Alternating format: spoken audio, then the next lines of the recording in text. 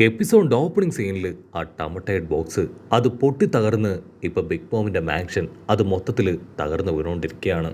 ചുറ്റും എന്താ നടക്കുന്നതെന്ന് മനസ്സിലാവാതെ ഒന്നും ചെയ്യാൻ കഴിയാതെ ബിഗ് മോം ആണെങ്കിൽ ആ വലിയ ബിൽഡിങ്ങിൽ നിന്ന് താഴേക്ക് വീണുകൊണ്ടിരിക്കുകയാണ്. ഉണ്ടായിരുന്ന ജനങ്ങളെല്ലാം അവരുടെ ജീവൻ രക്ഷിക്കാനായിട്ട് ഭയന്ന് ഒച്ചത്തിൽ നിലവിളിച്ച് ഓരോ ഭാഗത്തേക്ക് ഓടും. കാരണം മോമിന്റെ ആ ഒരു വലിയ മാൻഷൻ അതിന് വലിപ്പം വളരെ കൂടുതലാണ്. അത് ഇടിഞ്ഞു വീണ ഐലാൻഡിന്റെ ഭാഗവും നശിപ്പിക്കപ്പെടും. ഇവിടെ ഗാലറ്റ് ആണെങ്കിൽ കൺട്രോൾ പോയി തെറിച്ചു പോവും. അത് കണ്ട കട്ടകുറി അവൻ ഞൊടിയടയിൽ ഫ്ലൈ ചെയ്തു വന്ന് അവൾ അങ്ങനെ സ്റ്റൈലായിട്ട് ക്യാച്ച് ചെയ്യുകയാണ്. മറ്റൊരു ഭാഗത്ത് ആ CP0 പെണ്ണും ന്യൂസ് റിപ്പോർട്ടറും അവർ രണ്ടുപേരും താഴേക്ക് വീണുകൊണ്ടിരിക്കുകയാണ്. പക്ഷെ അപ്പോഴും ന്യൂസ് റിപ്പോർട്ടർ ആണെങ്കിൽ ന്യൂസ് എഴുതിക്കൊണ്ടേയിരിക്കും. അതിന് അവൾ ചോദിക്കും, യു ആർ അൺബിലീവബിൾ, നീ ഈ സമയത്തും ന്യൂസ് എഴുതിക്കൊണ്ടിരിക്കുകയാണോ? നിന്നെ കൊണ്ട് ഫ്ലൈ ചെയ്യാൻ പറ്റുമോ? അതിനവൻ പുറകിലേക്ക് തിരിഞ്ഞു നോക്കി പേടിച്ച് അങ്ങനെ നിൽക്കും. അവിടുന്ന് അങ്ങനെ സീൻ കട്ട് ചെയ്ത് സാഞ്ചയെ കാണിക്കും. അവൻ ലൂഫി ആയിട്ട് ഒരു വിധത്തില് കപ്പോംസിന്റെ ബോഡിയിലേക്ക് കയറി പറ്റുകയാണ്. ഈ പേടിക്കാനില്ല, നമ്മുടെ ആൾക്കാരെല്ലാവരും ഓൾമോസ്റ്റ് ഇപ്പൊ സേഫ് ആണ്. സീസർ ആണെങ്കിൽ നല്ല സ്പീഡിൽ പുറത്തേക്ക് പോകും. അതേസമയം വിൻസ്മോക്ക് ഫാമിലി മെമ്പേഴ്സ് ആണെങ്കിൽ ഓരോരുത്തർക്കും അടിയൊക്കെ കിട്ടി പതിയെ എഴുന്നേറ്റ് വരും. അവരെല്ലാവരും ചേർന്ന് പപ്പയുമായി ഫ്ലൈ ചെയ്ത് അങ്ങനെ അവിടുന്ന് മുകളിലേക്ക് പോവും. കട്ട് ചെയ്ത ആ സീനിയർ ഷെഫ് സ്റ്റെറുസൺ അവനാണെങ്കിൽ പാട്ടുപാടി അവന്റെ കത്തി ഉപയോഗിച്ച് ആ ഒരു വലിയ ബിൽഡിങ്ങിൽ ആഞ്ഞു വെട്ടുകയാണ്. അവന്റെ പാട്ടൊക്കെ കേട്ട് ബാക്കിയുള്ളവർ വണ്ടടിച്ച് അവനെ നോക്കും. ഈ സമയത്ത് ഇവൻ പാട്ട് പാടുന്നോ, അവനെന്താ അല്പം വട്ടുണ്ടോ ചിന്തിച്ച് എല്ലാവരും അവനെ നോക്കി നിൽക്കുമ്പോഴായിരിക്കും അവനവന്റെ പവർ ഉപയോഗിച്ച് ആ വലിയ ബിൽഡിങ്ങിനെ ഒരു കേക്കാക്കി മാറ്റുക. കേക്ക് താഴേക്ക് വീണ എന്ത് സംഭവിക്കും? വലിയ ഇമ്പാക്റ്റ് ഒന്നും ഉണ്ടാവില്ല. അതുപോലെ തന്നെ ആ ബിൽഡിംഗ് ഒരു കേക്കാക്കി മാറ്റിയതുകൊണ്ട് ഇപ്പൊ ആർക്കും വലിയ പരിക്കുകളൊന്നും പറ്റില്ല. മറ്റൊരു ഭാഗത്ത് ബിഗ് മോമിനെ ആണെങ്കിൽ അവളുടെ ക്ലൗഡ് പവർ അതങ്ങനെ സേഫ് ആയിട്ട് ഇപ്പൊ താഴേക്ക് കൊണ്ടുവരാണ്. ജനങ്ങളുടെ മുകളിലേക്ക് അത്രയും വലിയ ബിൽഡിംഗ് ഞൊടിയിടയിൽ കേക്കായി മാറി അവരുടെ ദേഹത്തേക്ക് വീഴും. അവർക്കാണെങ്കിൽ കുഴപ്പമൊന്നുമില്ല. ഒരു ശ്വാസമൊക്കെ വലിച്ചു വിട്ട് റിലാക്സ് ആയിട്ട് നിൽക്കും. ബിഗ് മോം ആണെങ്കിൽ താഴേക്ക് ലാൻഡ് ചെയ്ത് ആ ഒരു തകർന്ന കേക്ക് അത് കുറേശ്ശെ വാരി തിന്നാനായിട്ട് തുടങ്ങും. കാരണം അവൾക്കാണെങ്കിൽ ഒട്ടും എനർജി ഇല്ല. എത്രയും വേഗം കുറെ ചോക്ലേറ്റ്സ് ഫുഡും ഒക്കെ കഴിച്ച് അവളുടെ എനർജി അത് വീണ്ടെടുക്കണം. അവിടുന്ന് അങ്ങനെ ബ്ലാക്ക് ഔട്ട് ചെയ്ത ജനങ്ങൾ ആ മോണ്ടോറിനോട് ചോദിക്കും, സത്യത്തില് ഇവിടെ എന്താ നടക്കണേ? വെഡിങ് കേക്കിന് എന്തു പറ്റി? സാഞ്ചിയുടെ മാരേജ് അതെങ്ങനെ കൊളാപ്സ് ആയി എന്നിങ്ങനെ ഒരുപാട് ചോദ്യങ്ങൾ അവന് നേരെ ചോദിക്കും.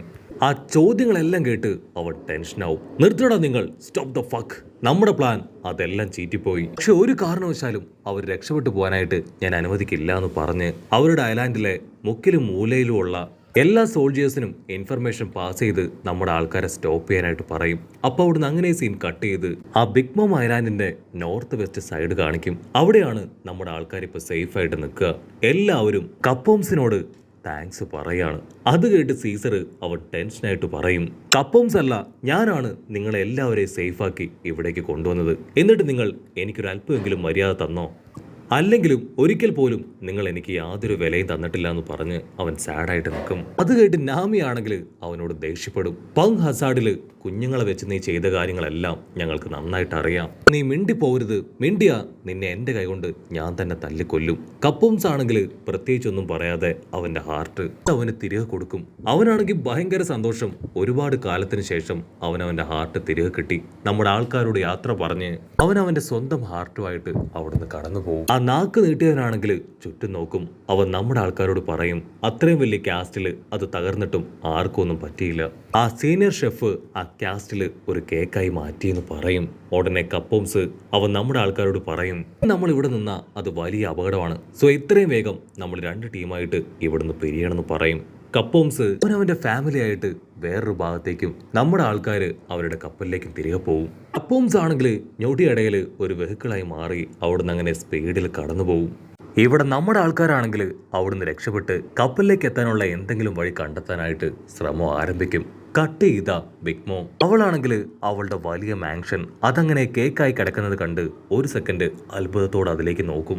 സമയം കഴിയുമ്പോഴേക്കും അവൾക്ക് ആ വെഡ്ഡിംഗ് കേക്കിന്റെ ഓർമ്മ അത് അവളുടെ മനസ്സിലേക്ക് വരികയാണ്. അവൾ വീണ്ടും ഇപ്പൊ വെഡ്ഡിംഗ് കേക്ക് അത് ആവശ്യപ്പെടാനായിട്ട് തുടങ്ങും. ബിഗ് മോം അവളത് ആവശ്യപ്പെട്ട് എത്രയും വേഗം വെഡ്ഡിംഗ് കേക്ക് അവളുടെ മുൻപിലേക്ക് എത്തിയിട്ടില്ല എങ്കിൽ അവളുടെ തനി സ്വരൂപം അവൾ പുറത്തു വരും. ജീവിച്ചിരിക്കുന്നവരെ അവൾ തല്ലി തല്ലി കൊല്ലും.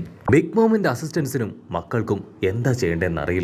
നമ്മുടെ ലൂഫിയാൻ ടീമിനെ പിടിക്കണോ അതോ ബിഗ് മോമിനെ അവളെ കൺട്രോൾ ചെയ്യണോ കേക്ക് ഉണ്ടാക്കണോ എന്നറിയാതെ അവരാകെ കൺഫ്യൂസ്ഡ് ആയിട്ട് നിൽക്കും. ഇവിടെ സ്മൂത്തി ആണെങ്കിൽ ആ ക്രീം തലേനോട് ദേഷ്യപ്പെടും. യു ആർ അൺബിലീവബിൾ, നീ ഒറ്റ ഒരുത്തം കാരണമാണ് ഇത്രയും പ്രശ്നം ഉണ്ടായത്. നീ മര്യാദയ്ക്ക് ആ ലൂഫിയും നാമിയും അവർ രണ്ടുപേരും രക്ഷപ്പെട്ട കാര്യം തുറന്നു പറയുകയായിരുന്നെങ്കിൽ നമുക്ക് എന്തെങ്കിലും പ്ലാൻ ചെയ്ത് അവരെ പിടിക്കുവാനായിട്ട് കഴിയുമായിരുന്നു. മാത്രമല്ല സാഞ്ചിയുടെ കല്യാണം നടത്തി വിങ് സ്മോക്ക് ഫാമിലിയെ തകർത്ത് അവരുടെ പവറും മിലിറ്ററിയും ഒക്കെ സ്വന്തമാക്കി ആ ലൂഫിയാൻ ടീമിനെ ഈസി ആയിട്ട് കൊന്നു കളയാമായിരുന്നു. സത്യം പറയും, നീ എന്തിനാണ് അങ്ങനെ ഒരു കളവ് പറഞ്ഞ് എല്ലാവരെയും തെറ്റിദ്ധരിപ്പിച്ചത്? അതിനവനാണെങ്കിൽ പ്രത്യേകിച്ച് മറുപടിയില്ല. Silence, fully silence. അവൾ അവന്റെ ദേഹത്ത് പിടിച്ചു വലിച്ച് അവനോട് പറയും, നീ ചെയ്തത് വലിയൊരു തെറ്റാണ്. അതിന് പണിഷ്മെന്റായി എങ്ങനെയെങ്കിലും നീ ബിഗ് മോമിനെ കൺവിൻസ് ചെയ്ത് ബിഗ് മോമിനെ തടയണമെന്ന് പറഞ്ഞ് അവൾ അവനെ ഇപ്പൊ ബിഗ് മോമിനെ നേർക്ക് അയക്കും. അവനാണെങ്കിൽ മറ്റൊന്നും ചിന്തിക്കാതെ ലൈറ്റ് ആയിട്ട് ബിഗ് മോമിന്റെ അടുത്തേക്ക് വന്ന് പറയും, ബിഗ് മോം, എനിക്ക് അത്യാവശ്യമായിട്ട് നിങ്ങളോട് ചില കാര്യങ്ങൾ സംസാരിക്കാനുണ്ട്. അതിന് ബിഗ് മോം പല്ല് കടിച്ച് കണ്ണ് ചോപ്പിച്ച് അവന്റെ നേർക്ക് നോക്കും. ഓൾറെഡി ഞാനിവിടെ നല്ല വിശപ്പിലും ദേഷ്യത്തിലും ഇരിക്കുകയാണ്. ആ സമയം തന്നെ നിനക്ക് എന്നോട് സംസാരിക്കണമല്ലേ? ഇനി നീ നിന്റെ ലൈഫിൽ സംസാരിക്കില്ല എന്ന് പറഞ്ഞ് അവളിപ്പോ അവന്റെ അടുത്തേക്ക് വരും. കട്ട് ചെയ്ത ആ ജെറമിയ കിന്നെ കാണിക്കും. ആണെങ്കിൽ ഒരുപാട് സമയമായി വിൻസ്മോക്ക് ഫാമിലിയെ കോണ്ടാക്ട് ചെയ്യാൻ ശ്രമിക്കുകയാണ്. അപ്പൊ അവര് കാണും, അവർ റൗണ്ട് ചെയ്ത് ബിഗ് മോമിന്റെ ആൾക്കാർ അങ്ങനെ വരുന്നത്. അങ്ങനെ സീൻ കട്ട് ചെയ്ത് നമ്മുടെ ആൾക്കാരെ കാണിക്കും. അവരാണെങ്കിൽ ഇപ്പൊ രണ്ട് ടീമായിട്ട് പിരിയാൻ പ്ലാൻ ഇടുകയാണ്. ചോപ്പറും ബ്രൂക്കും ആ സബ്മറീനിലേക്ക് പോയി അവിടുന്ന് സ്ട്രെയിറ്റ് ആയിട്ട് കപ്പലിലേക്ക് വരും. ആ സമയം ബാക്കിയുള്ളവര് അവർ ഡയറക്റ്റ് ആയിട്ട് കപ്പലിലേക്ക് പോകും. അപ്പൊ അവിടുന്ന് അങ്ങനെ ക്യാമറ സൂം ഔട്ട് ചെയ്ത് നമ്മുടെ സീസറിനെ കാണിക്കുകയാണ്. അവൻ ഇപ്പോഴും നമ്മുടെ ആൾക്കാരെയൊക്കെ നോക്കി കൈവീശി ടാറ്റ ബൈ ബൈ പറഞ്ഞുകൊണ്ടേയിരിക്കുകയാണ്. കട്ട് ചെയ്ത ഇവിടെ ബിഗ് മോമും അവളുടെ ആൾക്കാരും അവരെല്ലാവരും ഫുൾ കലിപ്പില് നമ്മുടെ ആൾക്കാരെ പിടിക്കാൻ അങ്ങനെ ടെററായിട്ട് നിൽക്കുകയാണ്. ബിഗ് മോമിനും അവളുടെ ആൾക്കാർക്കും ഇപ്പൊ ചോര തിളച്ച് വരികയാണ്. കാരണം അവരുടെ പ്ലാൻ അത് മുഴുവനായിട്ടും തകർന്നിരിക്കുകയാണ്. വിങ് സ്മോക്ക് ഫാമിലിയെ അവർക്ക് തകർക്കാനും അവരുടെ ആയുധവും ടെക്നോളജിയും സ്വന്തമാക്കാനും കഴിഞ്ഞില്ല. ആ ഒരു വെഡ്ഡിങ് അത് കുളവായി. വെഡ്ഡിങ് കേക്കും ബിഗ് മോമിൻ്റെ മാൻഷനും നമ്മുടെ ആൾക്കാർ തകർത്തു. സോ ഇങ്ങനെ ഒരുപാട് കാരണങ്ങളാൽ അവർക്ക് നമ്മുടെ ആൾക്കാരോടുള്ള വെറുപ്പ് അതങ്ങനെ കൂടി വന്നുകൊണ്ടേയിരിക്കും. ഇതിനെല്ലാത്തിനും ഉപരിയായിട്ട് രണ്ട് കാര്യങ്ങളാണ് അവരെ ഷോക്കാക്കിയത്. ഒന്ന്, കപ്പോംസ് അവർക്ക് നേരെ തിരിഞ്ഞത്. മറ്റൊന്ന്, അവസാന നിമിഷം വലിയൊരു പൊട്ടിത്തെറി ഉണ്ടായി ആ മാൻഷൻ തകർന്നത്. അത് രണ്ടും അവർക്ക് വിശ്വസിക്കാനായിട്ട് കഴിയുന്നില്ല. പക്ഷെ അവർക്കാണെങ്കിൽ ഒരു കാര്യം നന്നായിട്ട് അറിയാം, കപ്പോംസ് അവൻ ഒരുപാട് നാളായിട്ട് പ്ലാൻ ചെയ്ത് എക്സിക്യൂട്ട് ചെയ്തതാണ് ഈ കാര്യം.